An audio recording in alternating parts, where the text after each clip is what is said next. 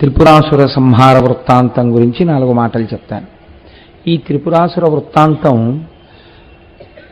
శంకరుడి యొక్క లీలలలో, శంకరుని యొక్క ఆయన చేసినటువంటి రాక్షస సంహారములలో చాలా ప్రధానమైనదిగా చెప్పబడుతుంది. దీనికి ఉన్నటువంటి స్థాయి బహుశః ఏ ఇతర రాక్షస సంహారమునకు లేదు. ప్రత్యేకించి శంకరుడు చేసినటువంటి రాక్షస సంహారములలో ఇతరమైన వాటికి త్రిపురాసుర సంహారముతో సమానమైనటువంటి ప్రతిపత్తిని ఇవ్వరు. మీరు ఒక్క విషయం ఆలోచించండి. త్రిపురాసుర సంహారం అనేటటువంటిది ఒక గమ్మత్తు. ఎందుచేతనంటే అమ్మవారికి సాధారణంగా మనందరం పిలిచేటటువంటి పేరు త్రిపుర సుందరి. ఆయన త్రిపురాంతకుడు. ఆవిడేమో త్రిపుర సుందర, ఈయనేమో త్రిపురాంతకుడా. వీళ్ళిద్దరూ ఆది దంపతులా? వీళ్ళిద్దరూ ఇంతకాలం నుంచి ఇంత అందంగా దాంపత్యం వెళ్ళిపోతోందా? ఏమిటి ఆశ్చర్యం? అలా ఉంటుందా లోకంలో? భర్తేమో దాన్ని పాడు చేసేవాడు, భార్య ఏమో దాని చేత సౌందర్యవతిగా చెప్పబడినది.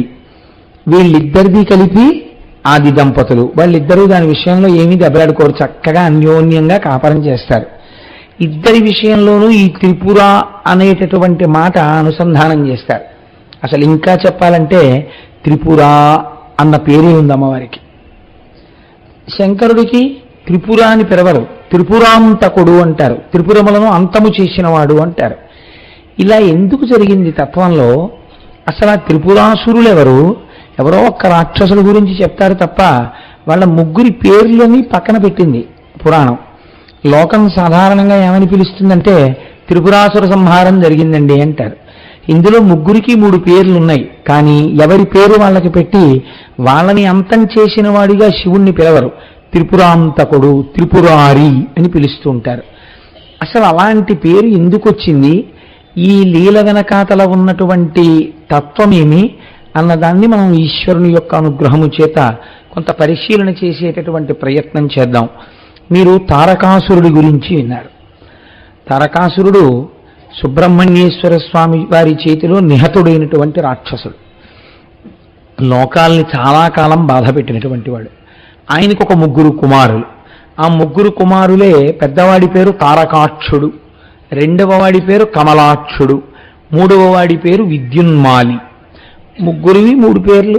ఉపాధులు ఉన్నప్పుడు పేర్లు ఉండాలి కదండి, అందుకని ఏదో 3 పేర్లు పెట్టుకున్నాడు ఆయన అందంగా. ఇప్పుడు ఈ ముగ్గురికి తండ్రి తారకాసురుడు. ఈ తారకాసురుడు ఎవరి చేత వధింపబడినాడు అంటే సుబ్రహ్మణ్యుడి చేత వధింపబడినాడు. మీరు ఇక్కడ ఒక్క విషయం కొంచెం గుర్తు చేసుకోవాలి. తండ్రి పేరు చెప్పారు అంటే పురాణంలో మీరు ఏదో కొంచెం ఆలోచించవలసిన విషయం ఉంటుంది. అంటే చెప్పకుండా కూడా కుదరదనుకోండి.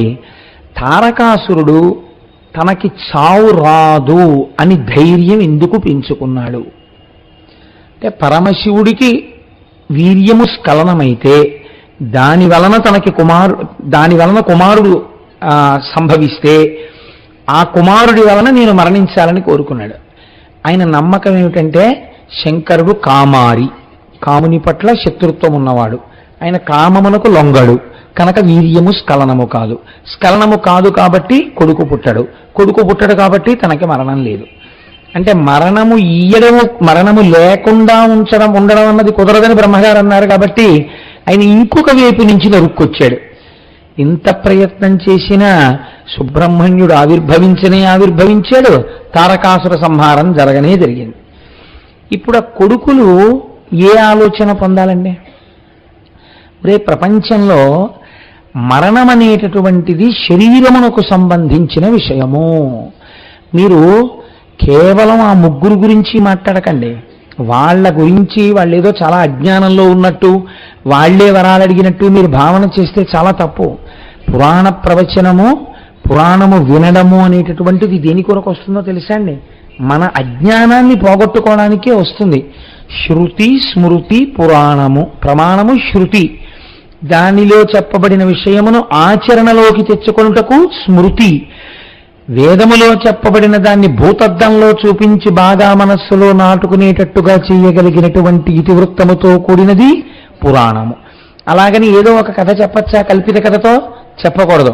వంశానుచరితం చేయవ, యథార్థముగా జరిగినటువంటి విషయాన్ని మాత్రమే పురాణం మాట్లాడాలి. ఇప్పుడు తండ్రి చావు ఉండకూడదని ఎంత ప్రయత్నించినా చచ్చిపోయాడు. కాబట్టి కొడుకులకి ఏం తెలిసి రావాలి వెంటనే?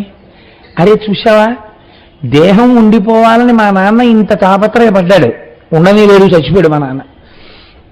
ఇదే మా తండ్రి చతుర్ముఖ బ్రహ్మగారు ప్రత్యక్షం అయినప్పుడు, ఈశ్వర నీ అనుగ్రహము చేత నేను మళ్ళీ పుట్టవలసిన అవసరము లేని జ్ఞానము నా యందు భాషించుగాక అనో, లేకపోతే విభీషణుళ్ళ నేను ఎప్పుడూ ధర్మము తప్పని స్థితి నాకు కలగాలను అడిగి ఉంటే ఇవాళ మా నాన్న చరిత్ర వేరొక రకంగా ఉండేది.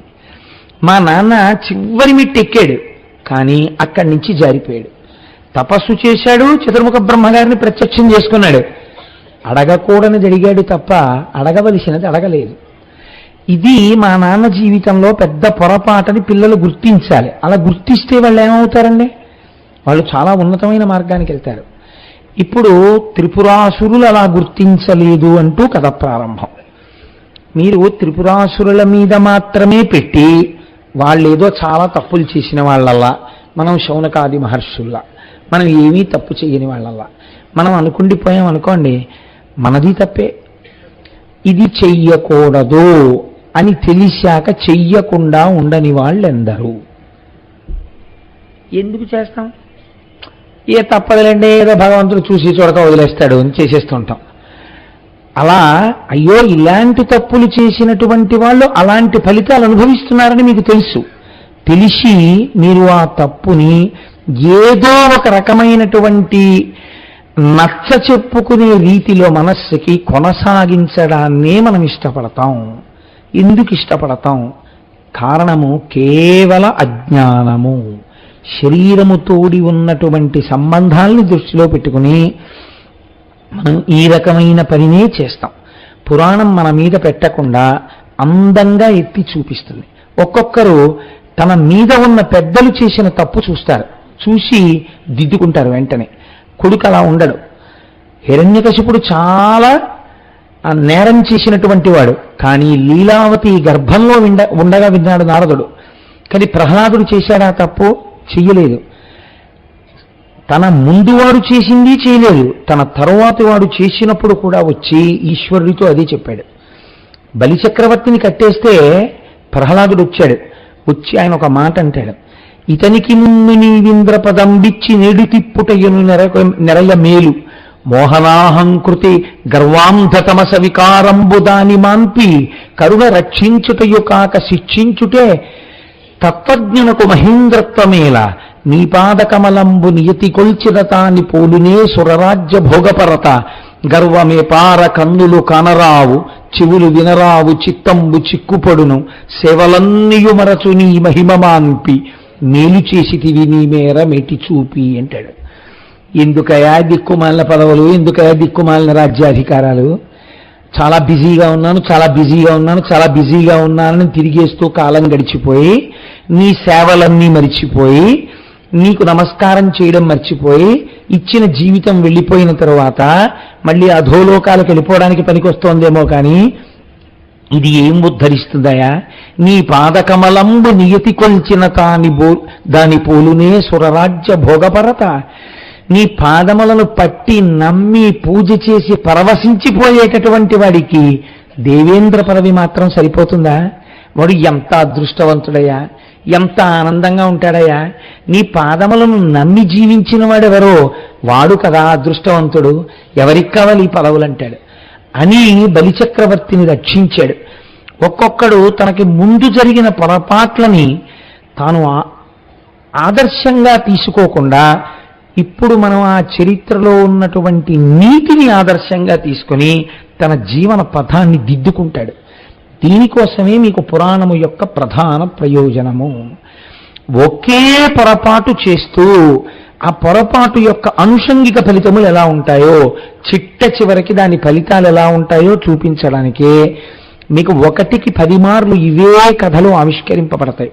ఇది చూడండి, భక్తుడైతే రక్షణ, భగవద్విరుద్ధ మార్గంలో వెళ్ళిన వాడైతే శిక్షణ. అంతే, రెండే ఫలితాలు. ఏ కథ చెప్పినా ఇదే. తారకాసురుడు అలా మరణించాడు. ఆయన ముగ్గురు కొడుకులకి బుద్ధి వచ్చిందని మీరు అనుకుంటున్నారా? రాలేదు. వాళ్ళు ముగ్గురు మళ్ళీ వెళ్ళి చతుర్ముఖ బ్రహ్మగారి కోసం తపస్సు మొదలుపెట్టారు. చాలా గొప్ప తపస్సు చేశారు. అందులో ఉగ్ర తపస్సు. చతుర్ముఖ బ్రహ్మగారు ప్రత్యక్షమయ్యారు. ఏం కావాలి మీకని అడిగారు. అంతే, స్థీర్యం. మీరు వింటున్నారు కదా, ఎన్ని మాటలు ఎన్ని పురాణాలు చెప్పినా అంతే, అదే కోరిక. ఏమిటా కోరిక? మేము చచ్చిపోకూడదు. మేము చచ్చిపోకూడదంటే ఏది చచ్చిపోవాలి? చచ్చిపోయేటట్టు అసలు చావు లేనిదేదో అది చావదో. పాప బ్రహ్మగారు మళ్ళీ చెప్తారు, ఆత్మకి చావు లేదు, శరీరము చావకుండా ఉండలేదు. కాబట్టి నువ్వు ఏది చావకూడదంటున్నావు? ఇదే చావకూడదంటున్నాను. అప్పుడు ఆయన అంటారు, నువ్వేం చూస్తున్నావు? పుట్టినప్పటి నుంచి నీ కళ్ళ ముందు కనపడినటువంటి అనేక పదార్థములు వెళ్ళిపోవడం నువ్వు చూశావా? నీ తండ్రి గారికి తద్దినం పెట్టావా? నీ తల్లి గారికి తద్దినం పెడుతున్నావా? నీ తాతగారికి తద్దినం పెట్టావా? కొన్ని ఫోటోలు చూసినప్పుడు వీళ్ళు రాజ్యాలు ఏలేరు, వీళ్ళు వెళ్ళిపోయారని చదువుకుంటున్నావా? వాళ్ళు వెళ్ళిపోయినప్పుడు పట్టుకెళ్ళినదేం లేదు, వాళ్ళు దోషుడి చితాభస్మం అయిపోయారని చదువుతున్నావా? వాళ్లతో వెళ్ళినవి పాపపుణ్యములే అని శాస్త్రవచనం పలుకుతుండగా వింటున్నావా? గత జన్మల యొక్క కర్మల యొక్క ఫలితములను ఎంత భయంకరంగానూ అనుభవిస్తున్న కొన్ని ప్రాణులను లోకమునందు చూస్తున్నావా? మరి ఇన్ని చూసి కూడా నేను ఉండిపోతానని అంటావేంటి? దేహంతో ఉంటానంటావేంటి? ఇది జగత్తు యొక్క ధర్మము. పంచభూతములతో తయారు చేయబడిన ఈ శరీరము జగత్తులో అంతర్భాగం. ఇది వచ్చినది, దీనికి వచ్చిన తేదీ ఉంది. వచ్చిన తేదీ ఉంది కాబట్టి దీనికి వెళ్ళిపోయే తేదీ ఉంది. అది నీకు తెలియకపోవచ్చు, ఈశ్వరుడికి తెలుస్తుంది. ఆయన ఒకనాడు దీన్ని మళ్ళీ బ్రహ్మాండంలోకి కలుపుతాడు. ఎందుకంటే నీలాగే మళ్ళీ ఒక ఉపాధితో రావాలని కోరుకుంటున్న వాళ్ళు కొన్ని కోట్ల మంది ఉన్నారు. వాళ్ళు నీటి బిందువులను ఆశ్రయించి భూమి మీద పడుతూ ఉంటారు. ఉపాధి యొక్క గొప్పతనం ఉపాధి ఉండగా తెలియకపోవడం మాయలో అంతర్భాగం. మీకు ఇది ఒక చాలా ఆశ్చర్యంగా ఉంటుందండి. చాలా కష్టపడి 2 సంవత్సరాలు ఎంసెట్కి ప్రిపేర్ అయినటువంటి పిల్లవాడి యొక్క జీవితం అంతా దేని వలన నిర్ణయింపబడుతుంది? 3 గంటలు ఎంత బాగా రాస్తాడన్న దాని మీదే ఉంటుంది. 3 గంటలు చాలా బాగా రాశాడనుకోండి, గురి కుదిరి, అంతే, వాడికి ఎంసెట్ రిజల్ట్స్ డిక్లేర్ అయిన తర్వాత మొదటి 50 ర్యాంకుల్లో ర్యాంక్ వచ్చిందనుకోండి, వాడికి హాయిగా కోరుకున్న కాలేజీలో కోరుకున్న బ్రాంచ్ దొరుకుతుంది. ఆ తర్వాత క్యాంపస్ సెలక్షన్లో పెద్ద కంపెనీలో ఉద్యోగం వస్తుంది. ఉద్యోగం వచ్చిన తర్వాత వాడు కారులో తిరుగుతుంటాడు. వీడికన్నా తెలివైన వాడే. ఆ 3 గంటలు వీడిలా పరీక్ష కూర్చోగానే వీడికి ఇష్టమైన పాటలు వీడి దురదృష్టవశాత్తు పక్కనే ఉన్న కళ్యాణ మండపంలోంచి వినపడుతున్నాయి. వీడి దృష్టి అంతా దాని మీదకి వెళ్ళింది, అంతే. మళ్ళీ 3 ఏళ్లు పోయేటప్పటికీ వీడు భానుగుడి జంక్షన్లో నిలబడి ఉండగా తనతో కలిసి చదువుకునే రోజుల్లో తనకన్నా తెలివి కొంచెం తక్కువ ఉన్నవాడు కారులో వెళ్ళిపోతూ భార్యతో సిగ్నల్ లైట్ పడితే ఆగి, ఎరా బాగున్నావా అని డోర్ దింపి పలకరిస్తాడు. ఎందుకు వచ్చింది తేడా? ఆ 3 గంటల్లో వచ్చింది. మనుష్య ఉపాధి ఆ 3 గంటల లాంటిది. కోట్ల కోట్ల కోట్ల జన్మల తర్వాత ఈ ఉపాధి వచ్చింది. దీనితో మీరు నామము చెప్పగలరు, దీనితో మీరు పురాణమును వినగలరు, దీనితో మీరు ఈశ్వరార్చన చెయ్యగలరు. కానీ చెయ్యకపోతే ఏమవదు, భానుగుడి జంక్షన్లో నించుంటారు, కారులో వెళ్ళిపోయేవాళ్ళు వెళ్ళిపోతారు. కాబట్టి దీనితో ఈశ్వరుణ్ణి చేరేటటువంటి ప్రయత్నము ప్రధానముగా ఉండాలి. మిగిలినవన్నీ దానికి కలుపుకోవాలి. అది చాలా ప్రధానమైనటువంటి విషయం. కాబట్టి ఇప్పుడు ఆయన అన్నాడు, దీని పేరు జగత్, మేము ఇంకో పేరుతో పిలవలేదు. జగత్ అంటే ఏమిటో తెలుసా? జ అంటే జాయతే, గ అంటే గచ్చతి, పుడుతుంది వెళ్ళిపోతుంది. ఇలా జగత్ అని ఏది పిలవబడిందో అది ఉండునది కాదు, అది సత్యము కాదు. అది కొన్నాళ్లే ఉంటుంది, ఆ తర్వాత ఉండదు ఇహ. కాబట్టి ఇప్పుడు మీకు మాంసనేత్రమునకు కనపడేటటువంటి జగత్తు ఏదైనా సరే కొంతకాలము తర్వాత వెళ్ళిపోవలసినదే. అది యుగాంతం వరకో కొన్ని వేల సంవత్సరాల వరకో అలా ఉంటుందని నమ్మకం ఉండదు. 1000 సంవత్సరాలు ఉంటే మాత్రం సత్యం ఏమిటి? వెళ్ళిపోయిందా లేదా కొన్నాళ్ళ తర్వాత? కాబట్టి జగత్తు వెళ్ళిపోతుంది, నువ్వు కూడా జగత్. ఈ శరీరము ఉండదు, అలా ఉండకూడదు కూడా. జర్జరీభూతం అయిపోతుంది కాలగతిలో. అయిపోయిన తర్వాత చాలా ఇబ్బంది పడిపోతావు. అప్పుడు ఆ శరీరంలో ఇంకా నువ్వు ఉండలేవు. ఎప్పుడు విడుదల పొందుతావా అని బాధపడతావు. కాబట్టి అలా అడగకూడదు. నువ్వు ఈ శరీరంతో ఉంటానంటావేంటే? అలా ఎవరికి ఇవ్వరు. నువ్వు ఇంత తపస్సు చేసిన తర్వాత నువ్వు అడగవలసింది ఏదైనా ఉంటే అడుగు, నీకు నేను ఇస్తానన్నారు. ఇప్పుడు వారికి ఏమర్థం అవ్వాలండి? బ్రహ్మగారి ఈ మాటలు చెప్పినప్పుడు ఏమర్థం అవ్వాలి? కాబట్టి ఇవన్నీ వెళ్ళిపోతాయి. వెళ్ళిపోని వస్తువు ఏదో ఉందంటున్నావు కదా, అది తెలుసుకునే అదృష్టం నాకి అనాలి. వాడు అలా అనలేదు. ఇది అజ్ఞానం అంటే. ఎన్ని విన్నా అర్థం లేని సంకుచిత తత్వంతో దెబ్బలాడుకునేటటువంటి స్థితి ఉంటుందే, అదే ఇలాంటి అజ్ఞానం అంటే. దానికి హద్దు ఉండదు. ఇంకా ఎన్ని వింటారో ఎన్ని చదువుతారో ఎందుకో నాకు అర్థం కాదు. నిష్ప్రయోజకత్వమైనటువంటి వాదులాటల వైపు వెడుతుంటారు. అసలైన సత్యవస్తు దర్శనం వైపుగా అడుగులు వెయ్యడు. అన్న అనుమానాలు ఎందుకు రావాలండి? ఉన్న వస్తువు ఒక్కటేని అంత స్పష్టంగా 1కి 10 మాటలు పురాణం చెప్తుంటే అడుగు తీసి అడుగేస్తే అనుమానాలు ఎందుకు వస్తాయి? దీని కొరకు అనుమానాలు? ఉన్న వస్తువు ఒక్కటే, ఆ వస్తువే పడిగేయి అని చెప్తుంటే అన్ని సందేహాలు ఎందుకు వస్తాయి? అసలు అంత స్పష్టంగా చెప్తే బ్రహ్మగారు వాళ్ళు అన్నారు. ఇదంతా విని బ్రహ్మగారికి వీళ్ళు బోధ చేశారు. ఎంత చిత్రంగా! అజ్ఞానానికి హద్దు ఉండదు. ఇది అవధులు లేని విషయం. కాబట్టి ఇప్పుడు వాళ్ళు అన్నారు, సరసిజసూతి పిలిచారు వాళ్ళని. ఓ కమలము నుండి పుట్టినవాడా, పిలవడంలో వెటకారం ఏమిటో తెలుసా అండి? అంటే నీకు పుట్టుకుంది కాబట్టి నువ్వు వెళ్ళిపోతావు. అంటే ఒక్కొక్కడి మాట్లాడే తీరు మీరు చూస్తే కడుపున్ రంపపు కోతకోయునది ఏ గాయాలు కాకుండినన్ అన్నారు. ఒక మనిషికి ఎనస్థీషియా ఇవ్వకుండా పడుకోబెట్టి అటొకడు ఇటొకడు నించుని రంపం పట్టుకుని కడుపుని కోసేస్తే ఎంత బాధ కలుగుతుందో అంతకన్నా బాధపడేటట్టు మాట్లాడడం జన్మతః వస్తుంది ఒక్కొక్కడికి. అంటే రాక్షసాంశ. బ్రహ్మగారు వీళ్ళ యొక్క ఉన్నతిని ఉద్దేశించి ఆయన మాట్లాడారు. వీళ్ళన్నారు సరసిజసూతి. ఇందులో ఎంత వెటకారమో చూడండి. 2 పుట్టుకలు చెప్పారు వాళ్ళు. సరస్సులోంచి పుట్టిన దాంట్లోంచి పుట్టినవాడా, నీవు కడు సంపదలిచ్చిన భాగ్యమిచ్చినం తిరమగ ఆయు ఉన్న కదా. అయితే ఏమిస్తావు నువ్వు? మేము అడిగింది ఇవ్వలేవు కదా, తెలిసిపోతాను కదా. మేము దీంతో శాశ్వతంగా ఉండాలంటున్నాం, కుదరదు అంటున్నావు. కాబట్టి ఇప్పుడు మేమేం అడగాలని నీ ఉద్దేశం? అంటే చూడండి, ఒక్కొక్కడు ఎన్ని విన్నా ఎంత విన్నా చెప్పిన విషయం అర్థం చేసుకోవడం కాదు, అర్థం లేని విషయాలు తీసుకొస్తారండి. అదే రాక్షసాంశ. ఎన్ని అక్కర్లేని విషయాలు, సందేహాలు లేకపోతే ఉత్తరాలు, 2 ప్రక్రియలు ఉంటాయి ప్రపంచంలో. కాబట్టి ఇలాంటి వాళ్ళ యొక్క మౌఢ్యాన్ని పురాణం ఎత్తి చూపిస్తోంది. నీవు కడ సంపదలిచ్చిన భాగ్యమిచ్చినం తిరముగా ఆయువున్న కదా. నువ్వు మాకు సంపదేయి భాగ్యమేయి, ఎప్పుడు ఎవరి మీద పెడుతుందో. అసలు ఈ శరీరానికి ఆయుర్దాయం ఉంటే కదా, ఆయుర్దాయం అంటే ఇది బతికి ఉంటే కదా, వాళ్ళ ఏడుకి ఎంతసేపు ఇది ఉండాలని, ఇది ఉంటే కదా అనుభవించడం. దేకువనేకట తీర భోగముల్ మురియుచునంద చెల్లునది. నువ్వు ఇచ్చావయా ఐశ్వర్యం, ఇది వెళ్ళిపోతుంది. అది ఎవడో తింటాడు, ఇది వాడి బాధ. ఎంత చిత్రమో. నేను అడిగేస్తాననుకో, ఇచ్చేసాడనుకో, దీన్ని ఉంచనంటున్నాడు, ఇది వెళ్ళిపోయిందనుకో, ఇంకోటి తింటాడు. ఇప్పుడు వీడే తినాలి, ఇంకోటి తినకూడదు. ఇదో రాక్షసాంశ. ఎంత చిత్రంగా ఉంటాయో చూడండి. వీటికి హద్దన్నది ఉండదు. చచ్చిపోయే ముందు కూడా ఇంకా ఉండిపోయిన ఆ రూపాయి కోసమో ఆ పావలా కోసమో తాపత్రయమే తప్ప, అయ్యో నేను ఏమి ఈశ్వరార్చన చేశాను, నేను ఎక్కడికి వెళ్ళానన్నవాడు ఉండడు.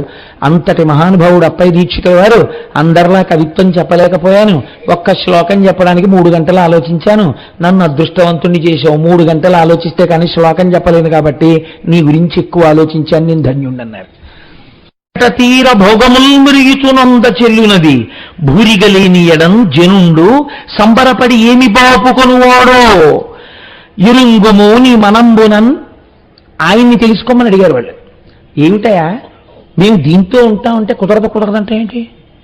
ఏమిస్తావు? అయితే ఐశ్వర్యం ఇస్తావు, భోగాలు ఇస్తావు, రాజ్యాలు ఇస్తావు, సంపదలు ఇస్తావు, మాకేవో అనేకమైన భోగస్థానాల్ని చూపిస్తావు. అవన్నీ ఎప్పుడు అనుభవంలోకి వస్తాయి? ఇది ఉంటే. దీన్ని ఉంచావు, దీన్ని మాత్రం ఉంచదు, కుదరదు, వెళ్ళిపోవాలంటున్నావు. ఇప్పుడు మీరు ఇంకోటి అడగండి అంటున్నావు, అంటే మేము ఇది అడుగుతాం, అది ఇస్తావు, ఇది తీసేస్తావు. అంటే నీ తెలివితే అట్లా? అంటే మేము తెలివి తక్కువ అని అనుకుంటున్నావా? అంటే ఇది ఇవ్వనని ఎందుకు అంటున్నావు?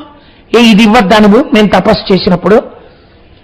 నిజంగా అవధుందండి ఈ అజ్ఞానానికి. బ్రహ్మగారు అన్నది ఒక్క మాట, ఆయన పరమసత్యాన్ని చెప్పారు. ఆయన వీడికి అర్థమైందా? వీడు ఎంత తిరగబడుతున్నాడో చూడండి పద్యంలో అని. ఆయన అన్నాడు, ఇదేమిట్రా నన్ను అడిగితే నేనేం చేస్తాను? అది లోకం యొక్క లక్షణం, జగత్తు యొక్క లక్షణం, అది పరబ్రహ్మం అలా నిర్ణయం చేసింది అంతే తప్ప ఇది నువ్వు అది ఇస్తావా, ఇది ఇస్తావా, ఇవన్నీ అనుభవించడానికి మాకు శరీరాలు ఇవ్వవా అని నన్నంటే నేనేం చేయను. పోనో పని చేయండి, ఎలా చచ్చిపోతారో మీరు అడగండి, ఇచ్చేస్తాను. పోనీ మీకు భోగాలు అనుభవించడానికి ఆయుర్ధం కావాలంటున్నారు కదా, పోనీ మేము ఇలా చచ్చిపోతాం అని మీరు అడగండి, అలాగే చచ్చిపోదురు. కానీ ఇప్పుడు ఆయన ఇంకొక అవకాశం ఇచ్చాడు. ఇది పెద్ద మనస్సు, దీన్ని పెద్ద మనస్సు అంటారు.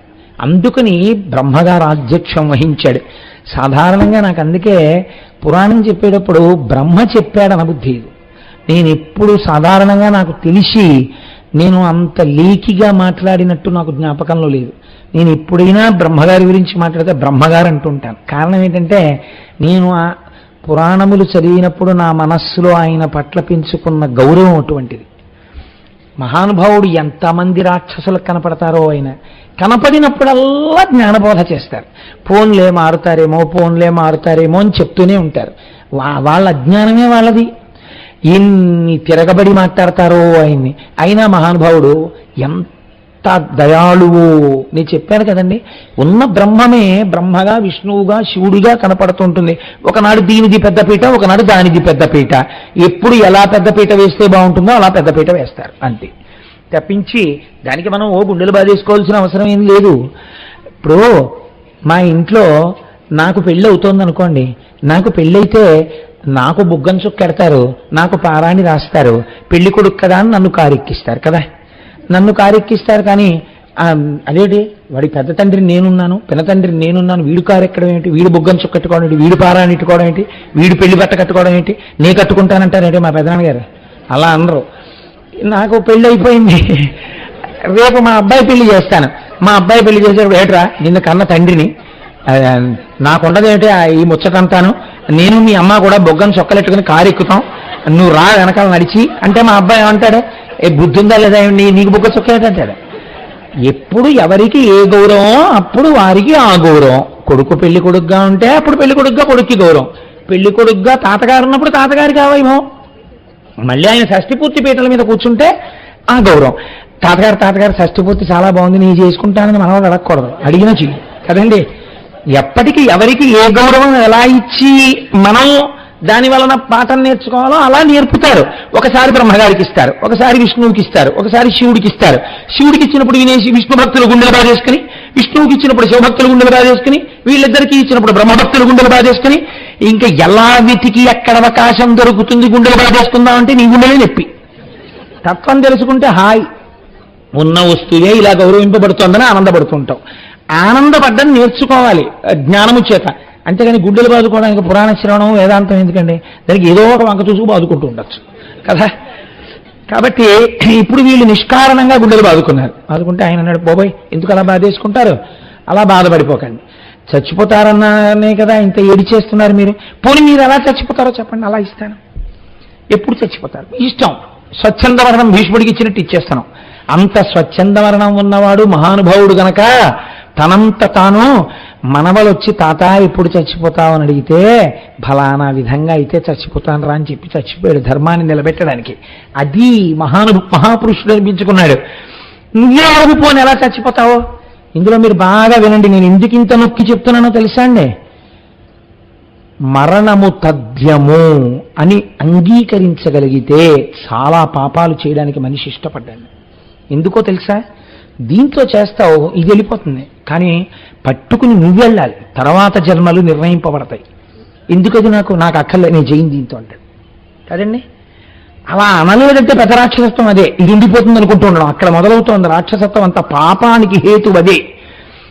అయితే మీరే అడగండి రా అన్నాడు. అంటే వాళ్ళన్నారు, అయినను నీవు కాదనినా అక్కట ఏమి అనర్థము, నీ మానసత్వం ప్రకారమే యమర్చికొనందగు పైడి వెండి ఇంగో నగరంబులన్ మూరు కాదట కూరుపు అవి నేలపై ఆనక మీట తిరుగుచు విహారము చేయుచునుండగావలెన్. ఏం చేస్తాం, మా కర్మ. నీ గురించి తపస్సు చేశాం, నువ్వేదో ఉద్ధరిస్తావు అనుకున్నావు, వచ్చావు, ఏమన్నావు? అది మీలో కోరుకుంటారా అంటున్నావు. అంటే ఏమిటి ఇప్పుడు? ఏదో ఆ రోజున మేము చచ్చిపోవాలి కదా, సరే తప్పదు, ఏం చేస్తాం? నువ్వు కాదన్న తర్వాత ఏదో అడగాలి కదా. అంటే ఎవరిని ఉద్ధరిస్తున్నట్టు? బ్రహ్మగారిని ఉద్ధరిస్తున్నారు వీళ్ళు అడిగి. అయినా పాపం ఆయన ఏం అనలేదండి. సరే ఓ పని చేయి, అయినని నీవు కాదని అక్కట బాధపడిపోతున్నారు పాపం. ఏం చేస్తానులే, నువ్వు కాదంటే నీ శక్తి లేదంటే పోనీ అలాగే అడుగుతాం. ఏం చేస్తావు? ఒక బంగారు నగరం ఒకటి నిర్మించు, మయుణ్ణి పిలిచి. ఒక వెండి నగరం ఒకటి నిర్మించు, ఒక ఇనప నగరం నిర్మించు. మా ముగ్గురు అన్నదమ్ములం మూడింటిలో ఎక్కుతాం. ఈ మూడు ఆగకుండా తిరుగుతూ ఉండాలి ఆకాశంలో. మాకు ఎంత శక్తి ఉండాలంటే అందరినీ ఓడించేస్తాం. మేము ఆ నగరాలు తిరుగుతుంటే ఇదో వెర్రి అండి, వెర్రికి హద్దుండదు అసలు. భోగం అనుభవించడానికి ఒక చోట కూర్చుని అనుభవించచ్చుపోని అలా తిరుగుతూ అనుభవిస్తేవాడు. అంటే వాడిలా అనుభవించేవాడు ఇంకోటి లేడని ఇంకోటి అనుకోవాలి. కాబట్టి ఎందుకు అలాగా అంటే దానికి ఇలా చేయడం వల్ల ఉపయోగం ఉంటుందా అంటే దానికి ఏం హేతువు లేదు. పౌడర్ రాసుకోవాలనుకున్నారనుకోండి, మీరు చాలా ఇంపోర్టెడ్ పౌడర్ డబ్బా, ఎవరి దగ్గర లేని పౌడర్ మీరు తెచ్చుకున్నారనుకోండి, సంతోషమే. మీ ఇంట్లో కూర్చుని రాసుకున్నారనుకోండి, భోగం అనుభవించారు. మీరు పౌడర్ రాసుకుంటున్నారని ఊరంతా తెలియాలని మీరు వీధి గేట్లోకి వచ్చి కూర్చుని ఏమైనా అర్థం పట్టరా అని ఇలా వేసుకుని ఇలా రాసుకుని ఆ డబ్బా ఇలా ఇలా ఇలా ఇలా అన్ని అపార్ట్మెంట్లకి చూపిస్తే ఏమనుకోవాలి దాన్ని? అప్పుడు ఎవడో మీరు అంత భోగం అనుభవిస్తున్నాడు అనుకోరు, మీ అజ్ఞానం అనుకుంటారు కదండి. హద్దులేని అజ్ఞానం చూడండి. ఇప్పుడు అలా తిరుగుతూ ఉంటారు, అసలు భూమి దిగర్త వాళ్ళు. మేము అలా తిరుగుతూ ఉంటాం, తిరుగుతూనే భోగాలన్నీ అనుభవిస్తాం. తిరుగు కళ్ళు తిరుగుతాయి నాకే. కాబట్టి కనీసం వచ్చేయి అంటే ఎప్పుడు చచ్చిపోతారా మీరని అడిగాడు ఆయన. వాళ్ళు అది చెప్పట్లేదు. ముందు 3 నగరాలు అందులో తిరుగుతాం. సరే ఎలా చచ్చిపోతారు నేను అది అడిగాను కదా మిమ్మల్ని, చెప్తావా?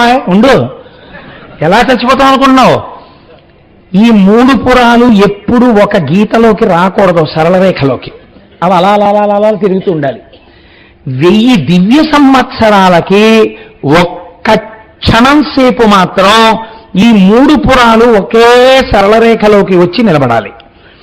ఇలా నిలబడినప్పుడు మిట్ట మధ్యాహ్నం వేళ అభిజిత్ ముహూర్తంలో చంద్రుడు పుష్యమీ నక్షత్రంలో ఉండగా పుష్కరావర్తక మేఘాలలోంచి వర్షం కురుస్తుంటే ఇత పూర్వం ప్రపంచంలో ఎక్కడా లేనటువంటి ఒక కొత్త రథం ఎక్కి ఇతపూర్వం లోకంలో ఎవరూ ఇంతకుముందు పట్టుకోనటువంటి ఒక అపూర్వమైనటువంటి ధనస్సు పట్టుకుని ఒకే బాణంతో ఒకేసారి విడిచిపెట్టి దేవతా సార్వభౌముడైన వాడు ఆ 3 పురాలు ఒక్క క్షణం ఇలా సరళరేఖలో ఉండగా కొట్టేస్తే మేము చచ్చిపోతాం. ఆ క్షణంలో ఒక్క బాణంతో అటువంటి రథం మీద అటువంటి వాడు కొట్టకపోతే మళ్ళీ మేము బతికేస్తాం. ఆహాహా, ఎంత ఇంత కాసేపట్లో ఎంత ఆలోచించారా అనుకుని మహానుభావుడు తథాస్తు. ఇప్పుడు ఇవ్వనంటే ఇంకేమైనా ఉందండి? జగత్ప్రళయమే.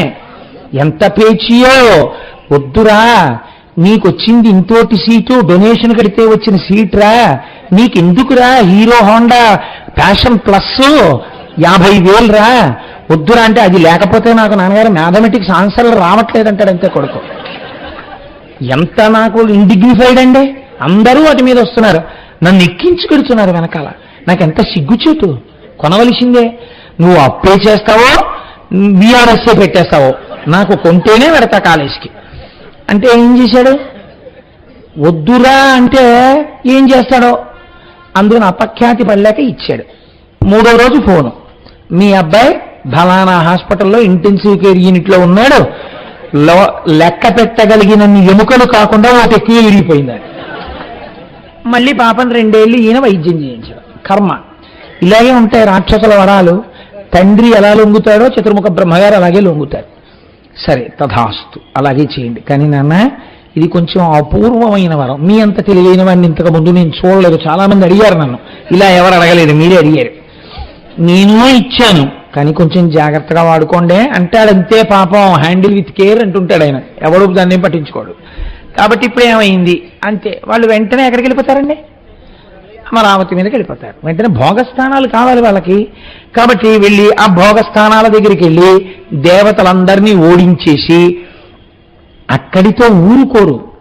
వచ్చినటువంటి పెద్ద ఇబ్బంది ఏమిటంటే శరీర బలమునందు తాదాత్మ్యత అంటే అర్థం ఏమిటో తెలుసా అండి?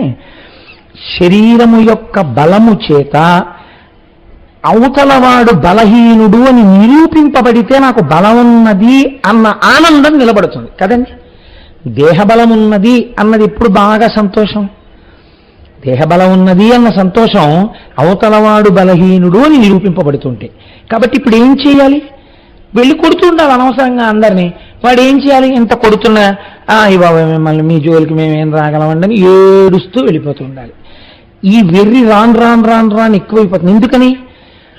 మమ్మల్ని ఎవడేం చేస్తాడు, మాకు చావు ఎక్కడుంది? కాబట్టి ఇప్పుడు వాడికి భయం లేదు, మృత్యుభయం లేదు వాడికి. మృత్యుభయం జ్ఞానికి ఉండదు, అజ్ఞాని వరం చేత పొందాడు. కానీ ఇది వీడి పాపం పెంచడానికి పనికొస్తుంది. అది దేహబాధలు కూడా మరిచిపోయి సాక్షిగా ఉండడానికి పనికొస్తుంది. ఎంత తేడా వచ్చేస్తుందో చూడండి. కాబట్టి ఇప్పుడు ఏం చేయాలి? తన బలం నిరూపించుకోవడానికి అందరినీ వెళ్ళి కొడుతుండాలి. వీళ్ళ దృష్టిలో బాగా బలమైన వాళ్ళు ఎవరు అంటే వర్షము కురిపించగలిగిన వాడు, ఆయనకు అధికారం ఉంది. కాబట్టి ఇప్పుడు ఏం చేయాలి? ఆయన కొట్టి తీసుకొచ్చి కూర్చోబెట్టి నేను చెప్పినప్పుడు కురిపించే వర్షం అనాలి. అంటే ఇప్పుడు ఆయన మంచి వేసంకాలంలో పిలిచి వాన కురిపించవా అంటాడు, అంటే కురిపించాలంతే. అంటే ఇప్పుడు ఏంటి? బలమున్న వాళ్ళందరూ తన కింకరులు అయ్యారు. అంటే ప్రకృతిని శాసిస్తూ ఉంటాడు. కాబట్టి ఇప్పుడు ఈ రాక్షసులందరూ ఏం చేస్తారు? సూర్యుడిని పిలిచి నేను బయటికి వెళ్తున్నాను, నువ్వు అలా మందరంగా ఉండు, తప్ప వేడొచ్చిందో నీ పని చెప్తానంటాడు. వీళ్ళు చావు లేదు కాబట్టి ఆయన కూడా చల్లబడిపోవాలి. చంద్రుణ్ణి పగటిపూట వచ్చి ప్రకాశించమంటాడు, సూర్యుడిని అస్తమించమంటాడు. చెయ్యాలంతే, తప్పదు. ఇవన్నీ ఏమవుతాయంటే లోకము యొక్క ప్రకృతికి విరుద్ధంగా ప్రారంభం అవుతుంది. ఇప్పుడు ఎందుకు బాధ కలుగుతుందంటే లోకము యొక్క నడువడి యొక్క రీతి మారిపోతుంది. ఋతువు అన్నదానికి అర్థం ఉండదు. ఇంకా ఈ ఋతువునందు ఈ ధర్మం జరగాలి, శిశిర ఋతువు, చెట్లు ఆకులు రాల్చాలి. వాడంటాడు నాకు నవవసంత శోభా విలసిత ప్రదేశంగా కనపడాలి, ఏ చెట్టు ఆకు రాలకూడదంటాడు. అంతే, అలాగే ఉండాలి. ఇప్పుడు సృష్టికి విరుద్ధమే కాదా అది? ఒక్కొక్కడిది ఒక్కొక్క చిత్రమైన కోరికలాగా. ఇప్పుడు వీళ్ళు దేవతలు దేనికి బాధపడతారు, ఎందుకు అడుగుతారంటే రాక్షస సంహారం చేయమని. తాము చెయ్యవలసినటువంటి పనిని చెయ్యవలసిన సమయంలో చేసి లోకమును రక్షించగలిగిన శక్తి నిరుపయోగమవుతున్నది. వాడి భయానికి దుర్వినియోగం చేయవలసి వస్తోంది. చెయ్యవలసిన పనిని మాని చెయ్యకూడని పని చెయ్యవలసి వస్తోంది. ఇందుకు బాధపడి అడుగుతారు వాళ్ళు. అయా ఈ రాక్షస సంహారం చేయకపోతే మా ఈ అధికారములు పనికిరానివి అవుతున్నాయి, కాబట్టి ఆయన్ని తీస్తే మేము సక్రమంగా పనిచేయగలం అని అడుగుతారు. కాబట్టి ఇప్పుడు దేవతలు ఎవరిని అడగాలి? మళ్ళీ వెళ్ళి చతుర్ముఖ బ్రహ్మగారిని అడగాలి వాళ్ళు కూడా. ఎందుకని? ఆయనే ఇస్తారు వరాలు. కాబట్టి మళ్ళీ ఆయనకే తెలుసు ఏం జరుగుతుందో కూడా. అందుకని మళ్ళీ ఆయన దగ్గరికే వెళతారు. అందరూ కలిసి చతుర్ముఖ బ్రహ్మగారి దగ్గరికి వెళ్ళారు. వెళ్ళి మహానుభావ మీరు వరం ఇచ్చేశారు, వాళ్ళు చాలా ఉద్ధతితో ఉన్నారు, లోకములను బాధ పెట్టేస్తున్నారు, ఎలా దీంట్లోంచి బయటపడడం, మమ్మల్ని అనుగ్రహించండి అని అడిగారు. అడిగితే ఆయన అన్నారు, వరము వారలకిడితి దెప్పరముగాగా వరబలంబు ఆత్మీయ బలము శంభు పూజన ఫలంబు ఏకమై పొంకమొప్ప అరిది వారల గెలువంగ నగునే మనకు. ఉన్నదున్నట్లు మాట్లాడుతుంటారు బ్రహ్మగారు. ఆయన ఒక కొత్త విషయాన్ని చెప్తున్నారు. ఊరే వాళ్ళ దగ్గర 3 బలాలు ఉన్నాయిరా ఇప్పుడు అన్నారు. 1వ బలం నేనిచ్చినటువంటి వరబలం, 2వ బలం సహజంగా వాళ్ళ శరీరాలకున్న బలం, 3వ బలం వాళ్ళు విపరీతమైనటువంటి శివపూజ చేస్తున్నారు. దాని చేత శివభక్తులై ఉన్నారు కాబట్టి శివుడి చేత రక్షింపబడుతున్నారు. కాబట్టి ఇప్పుడు 3 బలములు వారి యందు కలిసి ఉన్నాయి. ఉన్నప్పుడు మీరు నేను కలిసి వాళ్ళ మీదకి వెడితే వాళ్ళ చేతుల్లో మనం ఓడిపోతాం తప్ప వాళ్ళని మనం ఏం చెయ్యలేం. కాబట్టి ఇప్పుడు దీనికి పరిష్కారం ఎక్కడుంది? ఇంత శివభక్తులుగా వారు ఉన్నారు కనుక శివుడు అడ్డం వస్తే మీరు నేను ఏమీ చేయలేం. కాబట్టి దీనికి సమాధానం ఎక్కడి నుంచి రావాలి? శివుడి దగ్గర నుంచి రావాలి. కాబట్టి మనం శివుడి దగ్గరికి ఎడదాం పదండి. దేవతలే ధర్మం తప్పిపోయి ధర్మలోపం ఏర్పడితే తప్ప వాళ్ళు చంపరండి. అది ధర్మలోపం ఏర్పడకుండా గ్రహించుకోవడం మీ వంతు. కాబట్టి అలా కుదరదు. మనం శివుడి దగ్గరికి ఎడదాం పదండి అన్నారు. అందరూ కలిసి పరమశివుడి దగ్గరికి వెళ్ళారు. కైలాసం చేరారు. శంభో శంకర అని పిలిచారు. ఆర్తరక్షణ కళా సౌరంభునిన్ శంభునిన్ కదా. అలా పిలిచేటప్పటికి ఆయన పరిగెత్తుకొస్తాడు. ఏమైంది, ఎందుకు వచ్చారు మీ అందరూ, ఏం జరిగింది అన్నాడు. ఆయనకి తెలియక కాదు, ఒక మర్యాద అడుగుతూ ఉంటారు. ఎదురుగుండా కనపడిన వ్యక్తిని అయ్యా బాగున్నారా అంటాం. బాగున్నారా అంటే మీరు పడిపోయారా అని దాని అర్థం. అది ఒక మర్యాదతో కూడినటువంటి వాక్కు తప్ప అలాంటి వాటి యందు దోషాలు పట్టడం అది అజ్ఞానం తప్ప అది హాస్యం కూడా అవదు. అది ఒక రకమైనటువంటి పెడసరి హాస్యం అవుతుందంతే. కాబట్టి ఏమైందంటే శంకరుడి దగ్గరికి వెళ్ళి దేవతలందరూ అడిగితే ఆయన అన్నాడు, కృణ్యల పువ్వు దాల్చుదొరా కోవిదులారా ఇటుల్ కలంకగా జన్నే వగంతరంగుడు నిశాచర వీరులు భక్తులు ఎట్లు వారిని నశింపచేతునిక శ్రీపతి యొద్దకు పోయి చెప్పురా మిన్న ఏదేని మాయగొని మీ పరితాపము బాపు రూఢిగా. నిజమైన మీరందరూ చెప్పారు, మీ కష్టం నాకు అర్థమైంది. వాడు మిమ్మల్ని చాలా హింస పెడుతున్నారు. ఆ ముగ్గురు వాళ్ళని చంపవలసిందే. కానీ మీరు ఒక్కటి ఆలోచించండి, వాళ్ళు తెల్లవారి లేచిన దగ్గర నుంచి రాత్రి వరకు నా నామస్మరణ చేస్తుంటారు, నన్ను కొలుస్తూ ఉంటారు, నా పూజ చేస్తూ ఉంటారు. నా పూజ చేసి నన్ను నమ్మి ఉండడమే కదా భక్తి అంటే. ఖచ్చితంగా దుర్వినియోగం అయిపోతుంది ఆ భక్తి. కానీ వాడు పరమభక్తుడై ఉండగా వాణ్ణి వెళ్ళి చంపడం అన్నది మాత్రం నాకు విరుద్ధమైన విషయం. నేను చంపను. ఆయనే ఎందుకు చంపాలండి? వాళ్ళు మాట అడిగారు, దేవతా సార్వభౌముడు చంపాలి మమ్మల్ని అన్నారు. దేవతా సార్వభౌముడు పరమేశ్వరుడు. కాబట్టి ఇప్పుడు పరమశివుడు వెళ్ళాలి, ఇంకొకరిడితే చావడం. కాబట్టి నేను వెళ్ళను. అయితే మీకు చిన్న మార్గం చెప్తాను. ఎవడు చాలా భక్తి తత్పరులై వాళ్ళు తన యందుంటే వాళ్ళు తన పట్ల భక్తి లేకుండా పాడైపోయే మార్గం ఈ రూపంతో నేనే చెప్పకూడదు, నేనే ఇంకో రూపంతో కూడా ఉంటాను. ఆ రూపాన్ని అడగండి, అది చెప్తుంది ఆ మాయ ఏమిటో. అదే విష్ణు రూపం కదండి. ఆ ఈశ్వరుడైనా మరి బ్రహ్మగారైనా విష్ణువైనా శివుడైనా. కాబట్టి ఇప్పుడు ఆయన అన్నాడు, నాకు భక్తులుగా ఉండగా చంపలేను అంటే ఏమిటి దాని అర్థం? నాకు భక్తులు కాకుండా పోతే చంపేస్తాను. అలా ఎలా అయిపోతారో నేను చెప్పకూడదు, బాగుండదు. వాళ్ళు నన్ను భక్తితో కొలుస్తుంటే వాళ్ళకి నా భక్తి ఎలా పోతుందో ఎలా చెప్తాను? విష్ణుమూర్తిని అడగండి, ఆయన చెప్తాడు. ఈ చెప్పడంలో వెటకారం ఉందని మీరు అనుకుంటున్నారా? లోకములను రక్షించేటటువంటి హేతు ఉంది, కానీ తన భక్తులై ఉండగా ఈ స్వరూపంతో చెప్పకూడదు. శివుడిగా విష్ణు రూపంతో చెప్పచ్చు, అదే బ్రహ్మం. వాడి దృష్టిలో విష్ణువు వేరు శివుడు వేరు. కాబట్టి వాడు అలా అన్నాడు. వాడు నేను శంకర భక్తుడినే కానీ విష్ణు భక్తుడిని కానన్నాడు. కాబట్టి అట్నుంచి రావచ్చు ఈ మాట. కాబట్టి ఆయన్ని చెప్పమనండి, ఆయన ఏదో ఒక మాయ చేస్తాడు, చేసి మిమ్మల్ని రక్షిస్తాడు. మీరు చూడండి, మనం ఓ మాట అంటూ ఉంటాం, ఏమండి అనుకోకుండా ఎలాగో అక్కడ దాకా వెళ్తున్నాను, అనుకోలేదండి తిరుపతి ఏమో నన్ను 2 రోజులు ఆఫీస్లో ఏదో పని మీద పంపిస్తున్నారు, ఎలాగో తిరుపతి వెళ్తున్నాను కదా ఒక్కసారి కొండ మీదకి వెళ్ళి దర్శనం చేసుకుందాం అనుకుంటున్నాను, ఏమీ టికెట్లు లేవు, రేపే బయలుదేరిపోతున్నాను. తిరుపతిలో మీకు తెలిసినవారు ఎవరైనా ఉంటే కొంచెం ఏమైనా దర్శనానికి ఏర్పాటు చేసి పెడతారు ఏంటండి అన్నారు అనుకోండి. మీకేం పర్వాలేదు ఉండండి అని చెప్పి ఏదో సెల్ నెంబర్కి ఫోన్ చేసి ఎవరితోనో మాట్లాడతారు, రమ్మనండి నేను చూసుకుంటాను, వచ్చి బలానా చోట కలవమనండి అన్నారు అనుకోండి. ఈయన ఏమంటాడు, ఓ మాట అంటాడు, మీకేం పర్వాలేదండి, ఇగో నేను నెంబర్ ఇస్తున్నాను కదా, మీరు కొండ మీదకి వెళ్ళి ఫోన్ చేసి ఆయన్ని కలవండి, ఆయన చూసుకుంటాడంత, ఆయన ఏదో ఒకటి చేస్తాడులేండి అంటారు. ఏదో ఒకటి చేస్తాడులేండి అంటారు. ఏదో ఒకటి చేస్తాడులేండి అంటే ఏదైనా చేసి దర్శనం చేయిస్తాడు కదా. ఏం చేశారన్నది మీకు అనవసరం, మీరు దర్శనానికి వెళ్ళాలంతే, మీ ప్రయోజనం నెరవేరుతుంది. కాబట్టి ఆయన ఏదో చేస్తాడులేదా మాయా, మీరు వెళ్ళండి అన్నాడు ఆయన. అంటే మీకు అర్థం కాంది అది, కాబట్టి మీరు వెళ్ళండి అక్కడికి అన్నాడు. చాలు, పోనీ నువ్వు చంపకపోయినా దారి చెప్పావు, ఇప్పుడు ఆయన చేస్తాడు, చేశాక వాళ్ళు దారి తప్పుతారు, అప్పుడు నువ్వు వస్తావు, అప్పుడు వస్తాను నీ దగ్గరికి అని మనసులో కృతజ్ఞత చెప్పుకొని వీళ్ళందరూ మళ్ళీ ఎక్కడికి వెళ్ళిపోయారు, వైకుంఠానికి వెళ్ళిపోయారు. వెళ్ళిపోయి శ్రీమన్నారాయణుణ్ణి కీర్తించారు. ఆయన ప్రత్యక్షమయ్యారు. ఏం కావాలి మీకన్నారు, తెలియనట్టు అడుగుతుంటారు, అన్నీ తెలుసు. మళ్ళీ కథ అంతా చెప్పారు.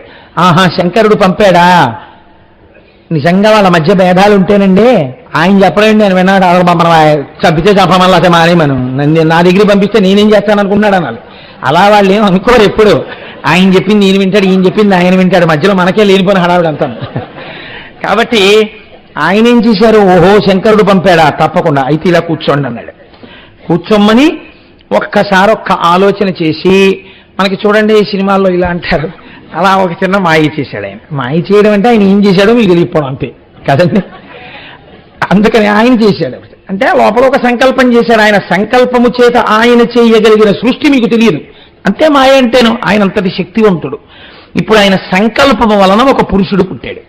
ఆయన ఎలా ఉన్నాడు, ముండితమైన ఎట్టి శిరమున్ కడు మాసిన ఎట్టి వల్వలున్ దుండమునందు బేల్కయును దోస్థలి బుంచికయున్ దలిర్పగా దండిగ ధర్మ ధర్మయనిదా స్మరించుచు ఒక్కడచ్యుతు నిండగు భక్తిమై తరసి నెక్కని మెక్కి అనుజ్ఞనడ్డుడున్.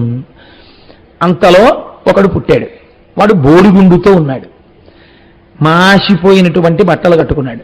ఓ మాసిపోయిన గుడ్డొకటి భుజం మీద వేసుకున్నాడు. చేతిలో పుర్రె పట్టుకున్నాడు. ధర్మము ధర్మము అంటున్నాడు పుడుతూనే. వెంటనే స్వామి అన్నారు, శ్రీ మహావిష్ణువు నీకు నేను పేరు పెడుతున్నాను రే బారసాల. బారసాల అంటాం, బారసాల కాదు బాలసారే దాని పేరు. ఆయన అన్నారు అరిహన్ అని నీకు పేరు పెడుతున్నాను. నువ్వు ఇప్పుడు చేసేటటువంటి పని తక్కువ, నీ ప్రబోధాలు లోకంలో బాగా ప్రచారంలోకి వచ్చి కలిపురుషుడికి బాగా పనికొస్తాయి కలియుగంలో. కాబట్టి ప్రస్తుతానికి నువ్వు ఒక్క పని చెయ్యాలి. ఏం చెయ్యాలో తెలుసా, అరిహన్నామము దాల్చి హరు ఒప్పుము చోటు నీకు అమరిచదా ముందరసి 16 వేలుగా అరుదగునొక మోహశాస్త్రం అమరింపు వెసన్.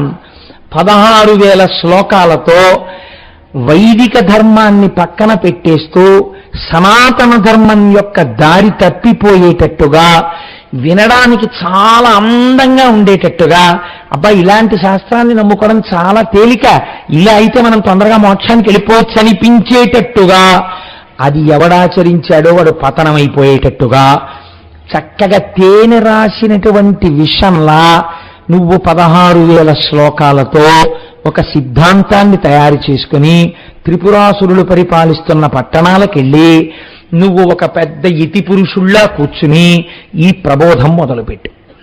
మొదలు పెడితే క్రమక్రమంగా సనాతన ధర్మంలో ఉన్న వాళ్ళు అటువైపుకు వెళ్ళడం మొదలు పెడతారు. వారి ధర్మము లుప్తమైపోతుంది. వారి ధర్మము లుప్తమైపోగానే వారిని సంహరించడానికి శివుడు వస్తాడు. కాబట్టి నువ్వు వెళ్ళి ఆ బోధ చెయ్యన్నారు. విచిత్రం ఏంటంటే ఈయన వెళ్ళాడు త్రిపురాసురుల దగ్గరికి. వెడితే ఎవ్వడూ ఈయన బోధ వినలేదు. క్షాదల వైద్యం బోధ అన్నారు. ఆయన తిరిగి వచ్చేసాడు. ఎవరు వింటలేదండి అక్కడ ఈ బోధ, చెప్దామని ఎవరినైనా పిలిచి మొదటి శ్లోకం చెప్పగానే నోరు మోయి ఏమిటి బోధ, సనాతన ధర్మం గొప్పదని వెళ్ళిపోతున్నారు, నన్ను ఏం చేయమంటారని అడిగాడు. మళ్ళీ ఒక్కసారి శ్రీమన్నారాయణుడు ఆలోచించి ఇది గొప్పది అని ఓ పెద్ద ఆయన సర్టిఫికెట్ ఇస్తే మిగిలిన వాళ్ళు నమ్మేస్తారు. కాబట్టి ఇప్పుడు ముందు లోకాలు నిలబడాలి ఈ త్రిపురాసురుల నుంచి. కాబట్టి లోకరక్షణార్థము నారదా నువ్వు ఈ పని చెయ్యవలసిందే. ఒక్కొక్కసారి ధర్మము ఎంత గమ్మత్తుగా ఉంటుందో తెలుసా అండి. మీరు ఒక చిన్న అధర్మాన్ని చేసి ఒక పెద్ద ధర్మాన్ని ఆవిష్కరించారనుకోండి, అప్పుడు ఈ చిన్న అధర్మము లెక్కలోకి రాదు. పెద్దగా చేసినటువంటి ధర్మము ఏది ఉందో అది ఆవిష్కరించడానికి మీరు ఇది చేశారు కాబట్టి ఇది పక్కకి వెళ్ళిపోతుంది. ఇదే చెప్పాడు ఆయన నారదుడితో, ఇదే చెప్పాడు ఆయన ఆ వచ్చినటువంటి అరిహన్మునితోటి. మీకు దీని వలన లోటు రాదు. ఎందుకని, దీని కారణం ఏంటి, అవతల త్రిపురాసుర సంహారం జరగాలి. అందుకని నేను మిమ్మల్ని బోధ చేయమంటున్నాను. కాబట్టి నారదా నువ్వు బయలుదేరి వెళ్ళి త్రిపురాసురుల దర్శనానికి వెళ్ళు. వెంటనే త్రిపురాసురులు ఏం చేస్తారు, లేచి నిలబడి నీకు నమస్కారం చేస్తారు.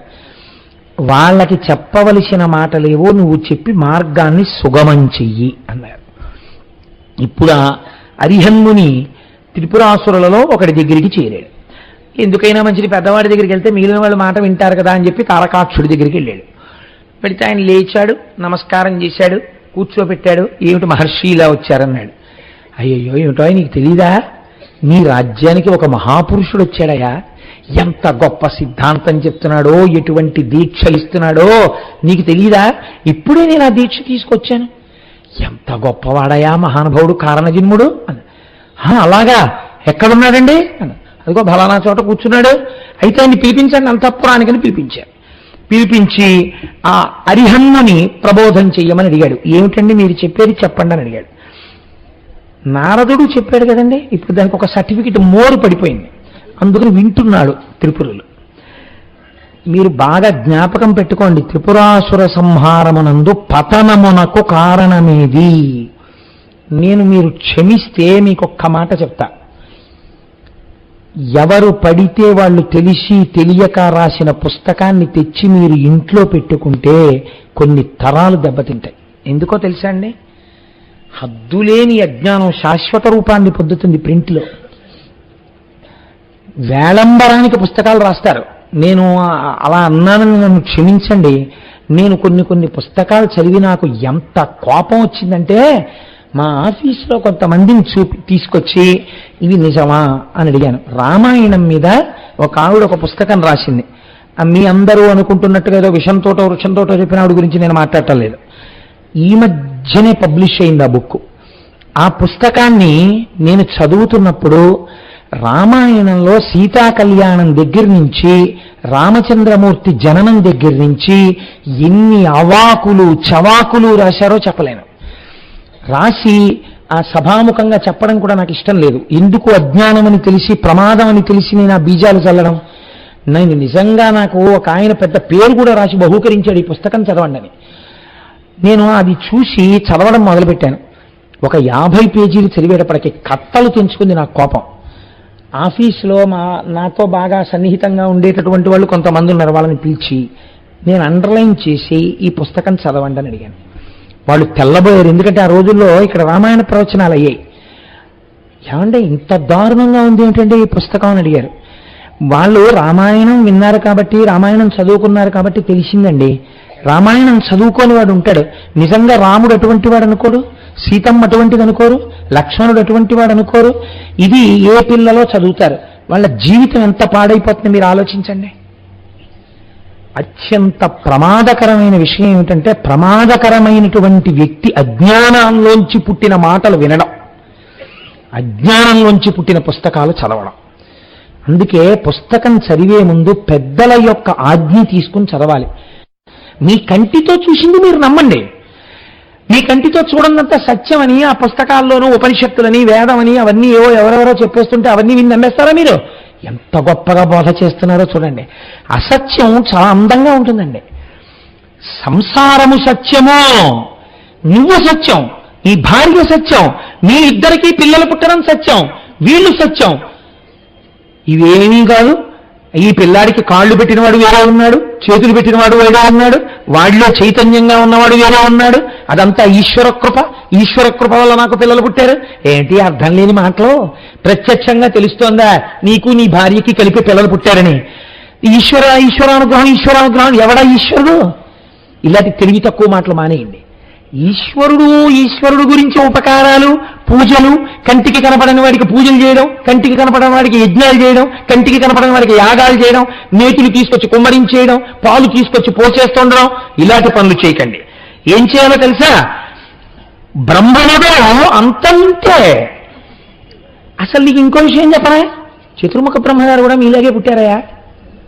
ఆయన అంతే, మీలా పుట్టాడు, ఓ రోజులో వెళ్ళిపోతాడు. ఆయన మీకు వరాలు ఏమైటాయా? విర్రేళ్ళు కానీ ఆయనకి ఏదో కొద్దిగా కొంత శక్తి ఉంది, ఇప్పుడు మీకు కొంత శక్తి ఉంది, మీకన్నా కొంచెం తక్కువ శక్తి ఇంకోడికి ఉంది. మీకు రోగాలు లేవు, కోడికి రోగాలు ఉన్నాయి. ఒకడికి ఆకలి ఉంది, నీకు ఆకలి లేదు. నీకు కడుపు నిండా తినడానికి ఉంది, వాడికి కడుపు నిండా తినడానికి లేదు. పుణ్యం అంటే ఏమిటో తెలుసా? ఇలా ఎక్కడైనా ఎత్తులు పల్లాలు ఉంటే కొంచెం దిద్దుతుండడం అంతే. నీకు అనిపిస్తే చెయ్యి పుణ్యం, అది కూడా అంతే. అంతే పుణ్యం అంటే. భీరునక భయం బాకట. ఎవడైనా భయంతో ఉన్నాడు అనుకో, నీకు ఇష్టం అయితే ఎవరైనా రక్షిస్తాను అంతే. అంతేగాని యజ్ఞం ఏమిటిరే? ఎందుకు ఆ పుణ్యం? ఎవడు చెప్పాడు నీకు చేయమని అన్నాడు? ఇది కదా కనపడుతోంది నీకు కళ్ళకి. వాడు భయంగా ఉన్నాడు కనపడుతోంది, వాడి భయం బాపు, అది సత్యం, అది అంగీకరిస్తాను. ఇవన్నీ నిజాలు అనుకున్నారు మహాప్రభు. హరిహరి చెప్తున్నాడు, ఇవన్నీ కోటేశ్వరాలు చెప్తున్నారు, పురాణాలంటే ఎలా ఉండమన్నారని చెప్పారు. రేపు నేను చెప్పట్లేదు. హరిహరిని ఇలా చెప్పి పాడు చేస్తున్నాడు, గుర్తుపెట్టుకోండి బాగా. కాబట్టి భీరున కభయం బాకట, గారింపబడిన జనులకు గ్రాసము. అన్నం లేకుండా ఉన్నవాడికి నీకు పెట్టాలనిపిస్తే అన్నం పెట్టు, వాడు తింటాడు. ఆకలి తీరింది అమ్మయ్యా నీకు దండం పెడతాడు, కనపడుతోంది. అది పుణ్యం అంటే. పెరులం కూరిన వానికి ఔషధము, జబ్బు వచ్చిన వాడికో మంది, అమ్మయ్య నా జబ్బు తగ్గిద్దండి అంటాడు, అది పుణ్యం. యజ్ఞం ఏమిటిదే? ఓం నమో నారాయణాయ స్వాహ అని ఒకరు పట్టుకుని నెయ్యి వేసి, ఒకరు పట్టుకుని ఆ చెరువు వేసేసి, అంటే తయారు చేసినటువంటి పదార్థం వేసేసి ఆ మంత్రం చెప్పేస్తే నారాయణుడు తినేసాడా? ఇది చెప్పిన వాడు చూశాడేంటి? ఇవన్నీ ఎందుకు చేస్తున్నారు మీరు? ఇవన్నీ మీకేం బుర్ర ఉందా లేదా? మీరు చూశారా శివుణ్ణి? మీరు బ్రహ్మగానే చూశారు. ఆయన ఏమన్నాడు మీతోటి? నేను ఉంచలేనండి అన్నాడు. అంటే ఆయనకి కొంత పరిమితి ఉందా లేదా బలానికి? మీ బలం ఎలాగ కొన్నింటిలో ఉండి కొన్నింటిలో ఉండదో, ఆయనకి బలం కొన్నింటిలో ఉంది కొన్నింటిలో లేదు. మీరు అసలు శివుడు అన్నవాడిని చూడనే లేదు, ఆ చూడని వాడిని పూజలు మొదలెట్టారు. వాడి వల్ల మేము చాలా గొప్పగా ఉంటా ఉంటున్నారు. ఏమిట్రై వెర్రెంత మీకు? ఇవన్నీ మానేసేయండి. మానేసి విద్యార్థి కోసము అభిమత విద్యం. చక్కగా విద్యార్థి ఉంటాడు, వాడు ఏం చదువుకుంటానంటే చదివించండి. ఏం చదివిస్తారు ఆ ఊళ్ళో ఇంక ఇప్పటి నుంచి? వీళ్ళు చెప్పిన చదివే చదివిస్తారు. ఇక అది మరి అడిగింది ఆకరణ. కాబట్టి ఇవి చేయించండి రా. ఇంకొకటి చెప్పనా? ధనము ఆర్జించడం అన్నది ఎలా ఆర్జించగలరు? రెండు ఉండాలి.